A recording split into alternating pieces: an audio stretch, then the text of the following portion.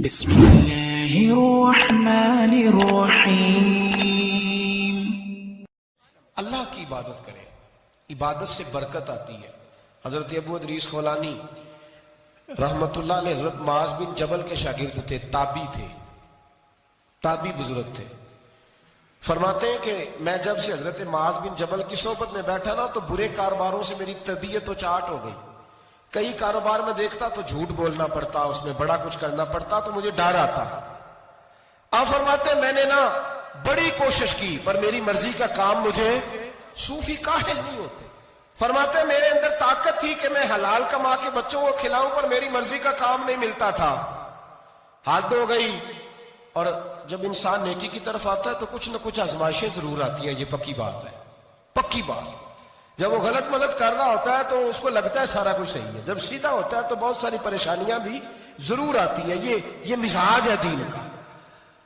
آپ فرماتے ہیں میں پریشان رہنے لگا، حالات خراب ہونے لگے، آزمائش سخت ہونے لگی، کاروبار بند ہو گیا، کام ہی کوئی نہیں ملتا تھا، میری بیوی ناراض رہنے لگی۔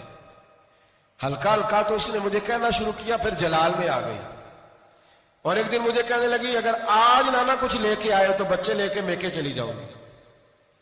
آپ فرماتے ہیں میں بڑا پریشان ہوا، نکل گیا فجر پڑھ کے کام کی تلاش میں۔ میں نے ظہر تک تلاش کیا لیکن مجھے کام نہ ملا۔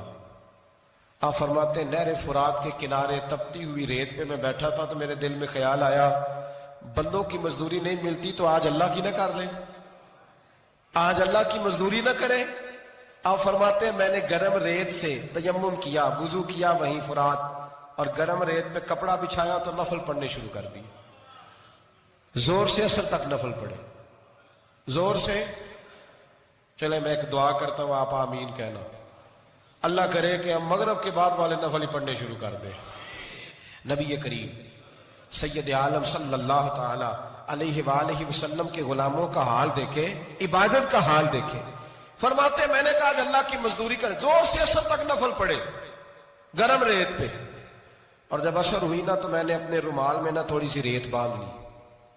گھر کی دیواریں چھوٹی چھوٹی تھی، میں نے کہا بیوی نے دیکھا نا خالی ہاتھ ہے تو اندر سے شور کرے گی، ہم سائے بھی سنیں گے، تو چلو جب دیکھے گی نا رومال میں کچھ ہے حوصلہ کرے گی، جب اندر جاؤں گا تو سمجھا لوں گا۔ آپ مسکرا رہے ہیں نا ہلکا ہلکا، اس کا مطلب ہے ان باتوں میں کافی صداقت ہے۔ پرانے بزرگ کر گئے تو اس کا مطلب یہ ہے کہ ان میں بہرحال کافی حد تک صداقت ہے، یہ شور ہوتے رہتے۔ کہتے میں نے وہ کہا کہ چلو دور سے دیکھے گی تو گھر جا کے سمجھا لوں گا۔ آپ فرماتے پہلے میری بیوی دروازے پہ بیٹھی رہتی تھی، بچے بیٹھے رہتے تھے، منتظر ہوتے تھے کہ کچھ لے کے آئے، گھر میں فاقہ ہوتا۔ آج میں گیا تو شور ہی کوئی نہیں، کوئی شے نظر نہ آئی، وہ ریت سے بھرا ہوا میرا پلو میں نے دروازے کے ساتھ رکھا، اندر چلا گیا۔ بیوی کو آواز دی کہاں ہو؟ کہنے لگی منہ ہاتھ دھو لو، میں روٹی لے کے آئی۔ ہاتھ دھو گئی، روٹی کدھر سے آئی؟ اس گھر میں تو فاقے تھے، کھانا کدھر سے آیا؟ کہتے روٹی لائی، سلاد بھی لائی، دودھ بھی لائی، اس زمانے میں جو نعمتیں تھی پھل بھی لائی، سارا آ گیا۔ میں نے گھور کے دیکھا، میں نے کہا کدھر سے آیا یہ سارا کچھ؟ کہاں ہے بچے؟ کہنے لگی روٹی کھا کے باہر نکل گئے ہیں۔ میرے دل میں خیال آیا میری بیوی کا کردار تو چاند سے زیادہ اجلا ہے، تو یہ سارا کچھ کیسے آیا؟ میں نے کہا یہ کہاں سے آیا سارا کچھ؟ تو کہتی ہے میری طرف دیکھ کے کہنے لگی پتہ نہیں آج کس کریم کی مزدوری کرنے چلے گئے تھے، پتہ نہیں کس کریم کی مزدوری پہ چلے گئے تھے۔ زور ہوئی ہے تو اس نے اناج کی بوریاں بھیجی ہیں، چاول بھیجے ہیں، پھل بھیجے ہیں، اتنا کچھ بھیجا ہے کہ میرے گھر میں رکھنے کو جگہ ہی کوئی نہیں۔ یہ کہتے کہتے اٹھی اور کہنے لگی پہلے ہی بڑا آیا تھا، اب اور کیا لائے ہو؟ آپ فرماتے میں سکتے میں تھا، اس نے جا کے میرا رومال جو کھولا، میں ریت لایا تھا، رب کریم نے ہیرے بنا دیے، وہ ہیرے بن گئے۔